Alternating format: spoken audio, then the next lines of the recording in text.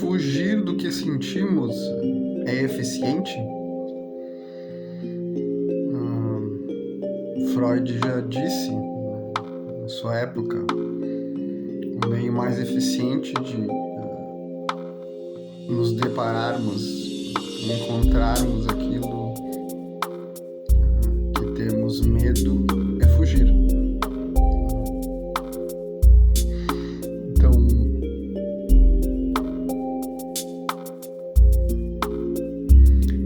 muita coisa é relativa, né? Relativa ao momento, relativa às circunstâncias do entorno, relativo à pessoa, ao momento, né?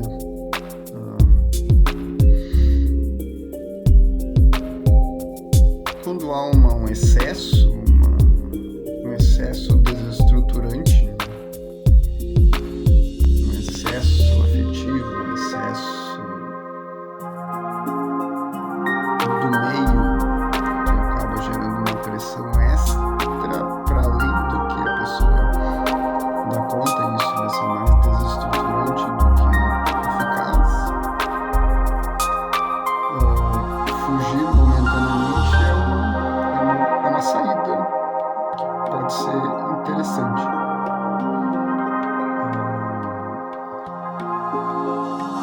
Mas tornar a fuga como um meio de funcionar, de viver, não é eficiente, pelo contrário, né? A tendência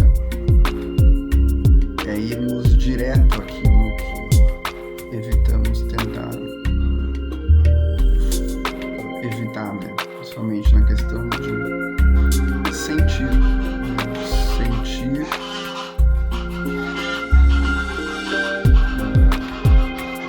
que fica nos porões da nossa consciência, e esses assustam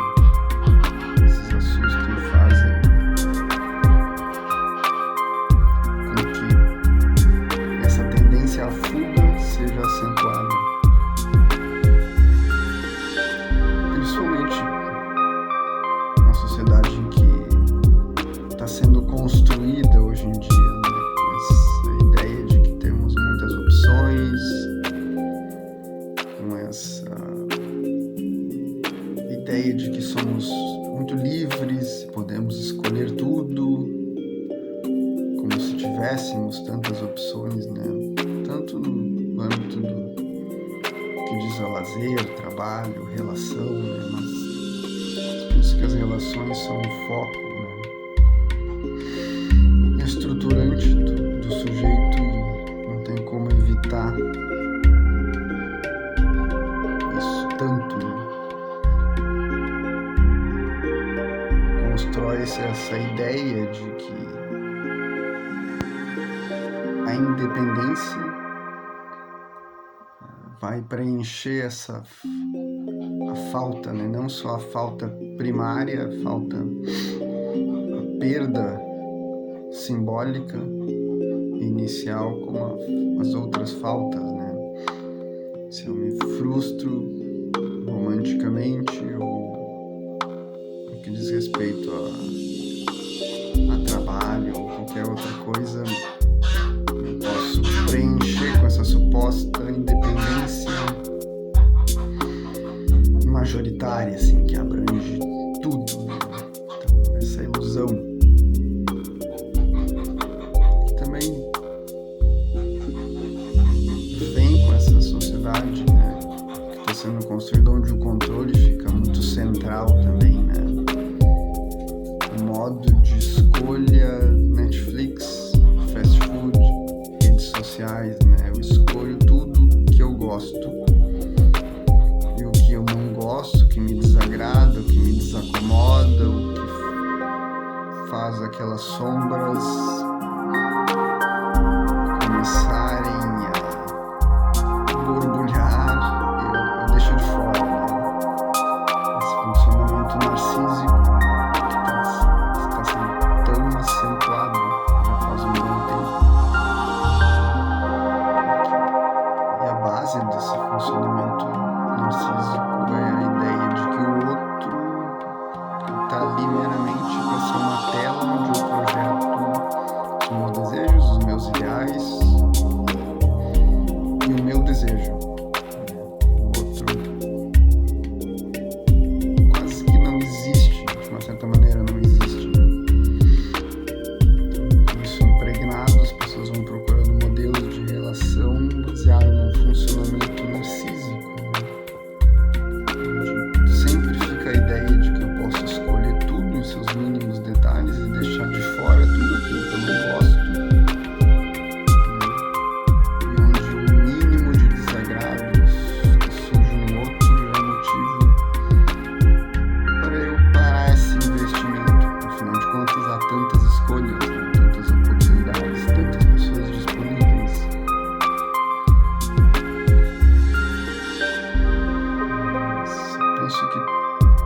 principalmente a fuga, né?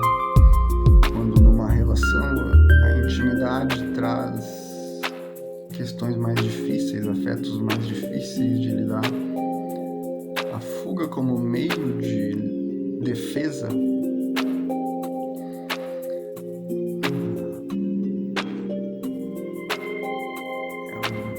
é um meio tanto quanto que radical, né?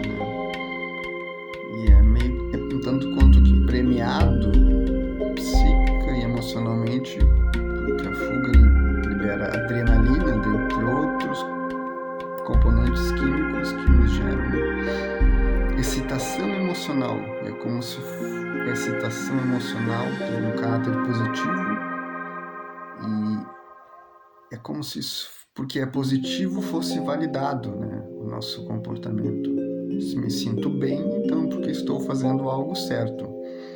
Se me sinto mal, porque algo está errado, né? O negativo visto como ruim, né? A tristeza visto como ruim, as sombras vistas como ruim na sociedade. Não que não fosse assim em outros tempos, em outros momentos, mas hoje está muito disseminado e muito acentuado. Todo mundo com sua vida feliz e perfeita nas fotos, né, de Instagram, e até parece que não existe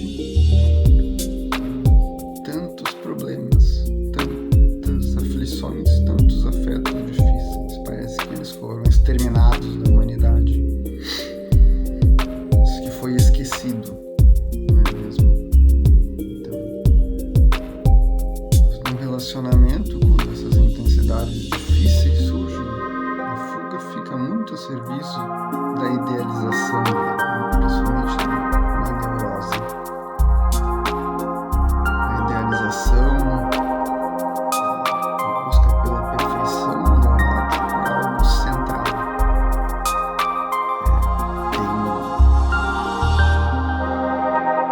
Tem essa quantidade afetiva investida na idealização, nessa busca pela perfeição equivalente a Deus, né? A Deus, tanto no sentido positivo quanto negativo, aos pais perfeitos, né? Uma ideia de que podemos simplesmente apagar as imperfeições, dificuldades, aspectos negativos dos nossos pais, né? Tanto os pais externos quanto os pais internos.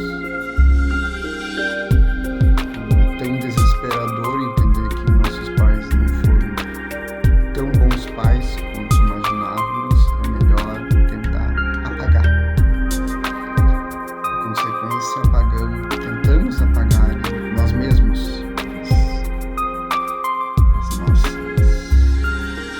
nossos afetos, ideias, pensamentos, comportamentos vistos socialmente como muito feios, muito ruins.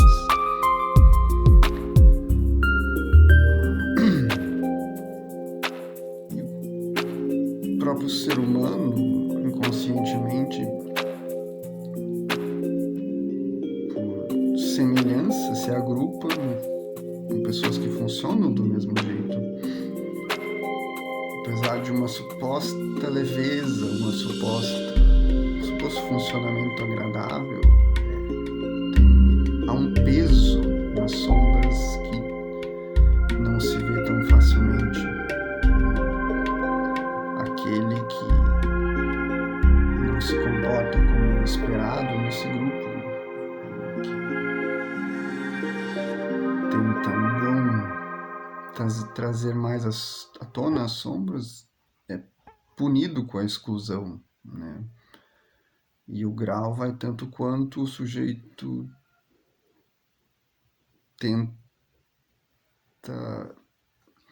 quanto mais o sujeito tenta trazer essas sombras em si ou no meio, dependendo do meio, claro, mais intensa é a punição de exclusão.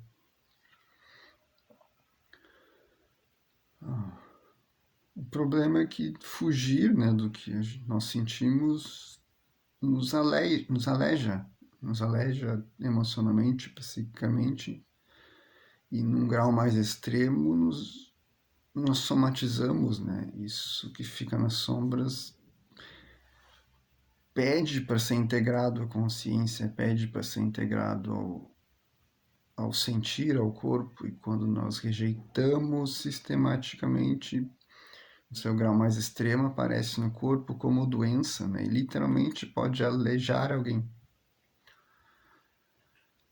Então há riscos severos, né?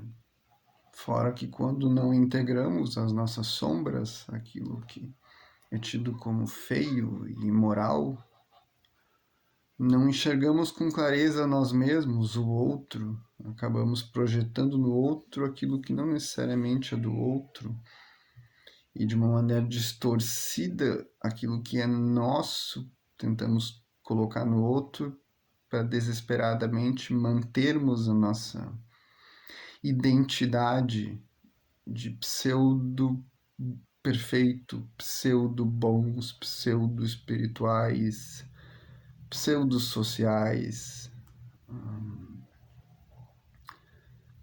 Então, e,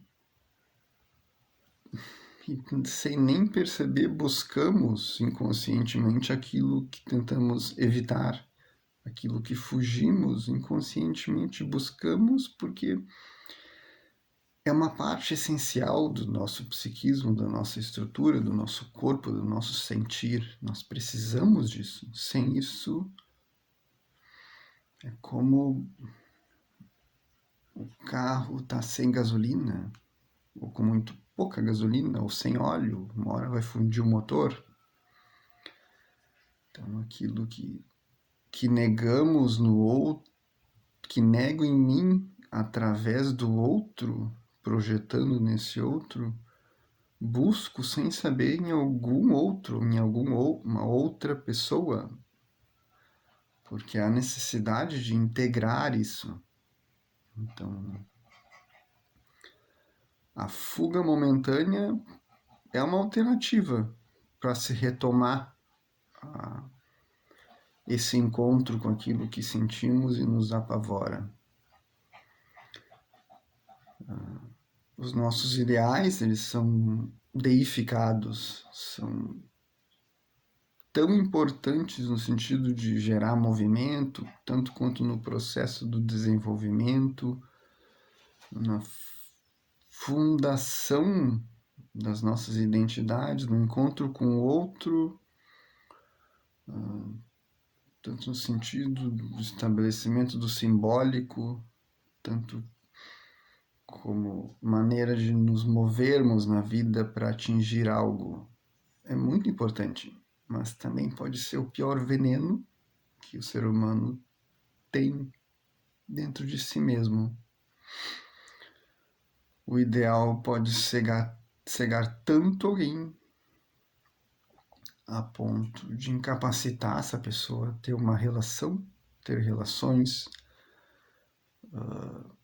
a ponto de terminar relações com bom potencial, porque é insuportável a, a retirada, né? O perceber que o meu ideal não é o real. O ideal nunca vai ser real. O ideal é uma fantasia. É uma fantasia que supre muito mais uma necessidade infantil nossa, do ser humano, no sentido do desenvolvimento infantil, do que uma meta real a ser alcançada, porque não existe o ideal. Né? O ideal está ali como o Papai Noel. Tem sua função, mas se isso for central e eu não souber disso, o sofrimento intenso é garantido. Então, esse é um dos motivos pelo qual fugimos numa relação, por exemplo, né? Nossos ideais ameaçados podem promover guerras, literalmente. Tantas na história já aconteceram por causa disso, né? enfim, há outras questões mais pontuais, mais complexas que levam à fuga, né? Mas principalmente sentir aquilo que é ameaçador para o consciente. Há afetos, há sentimentos, intensidades que são tão ameaçadoras para o nosso processo consciente que destituem tanto nossos ideais e nossa construção de realidade que é aterrorizador. Tão aterrorizador que as pessoas algumas vezes fogem de tudo. Fogem de uma relação com bom potencial, fogem de um trabalho, fogem de um lugar, fogem de algo que seja importante. Então,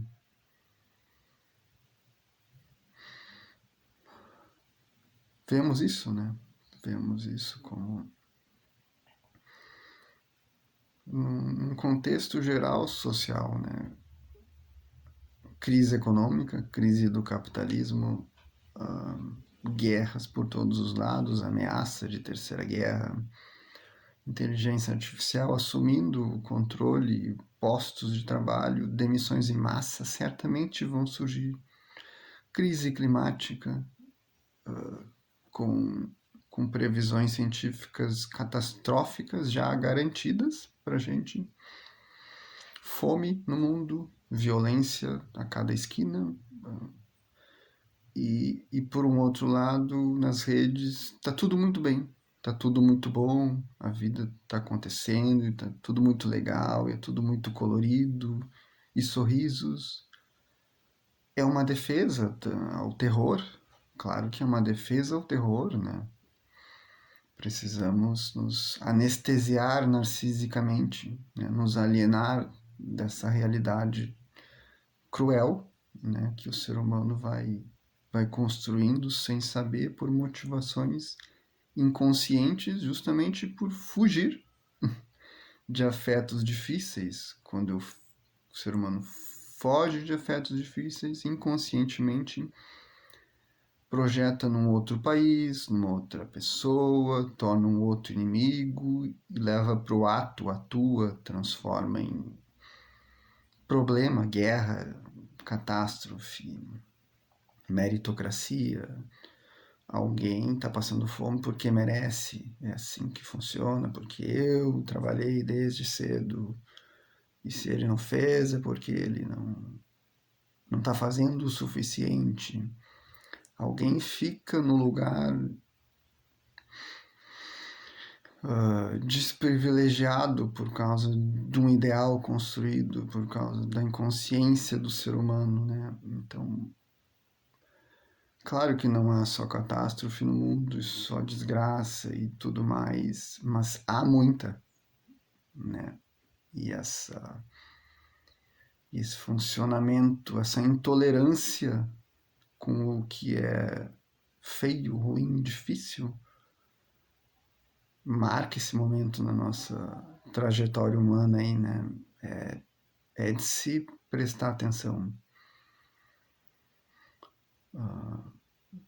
Um pouco é frente ao contraste externo, como eu falei, de todo esse terror que acontece, que é aterrorizante, né? Nos gera uma ameaça muito intensa, né? De sobrevivência. Mas por um outro também é o acúmulo de gerações e gerações que foram fugindo, encontrando cada vez mais mecanismos anestésicos para evitar o que é difícil. E tá aí, florescido um funcionamento compulsivo de fuga narcísica, né? Que vemos através das redes, mas é só um exemplo. Nas relações isso também se estabelece. Ficamos na superfície porque é seguro, aparentemente mais seguro. Para ir para o fundo do mar do inconsciente há riscos, né? há de se ter equipamentos, há de se ter um treinamento. Que criaturas vamos encontrar no fundo do mar abissal, né? Do oceano abissal? À beira da praia é mais segura, mas só à beira da praia não é uma boa ideia, né? Então, enfim, né? Um tema importante aí que sempre vale a pena ser lembrado, porque a nossa tendência à fuga vai ser cada vez mais acentuada até que o mundo se estabilize.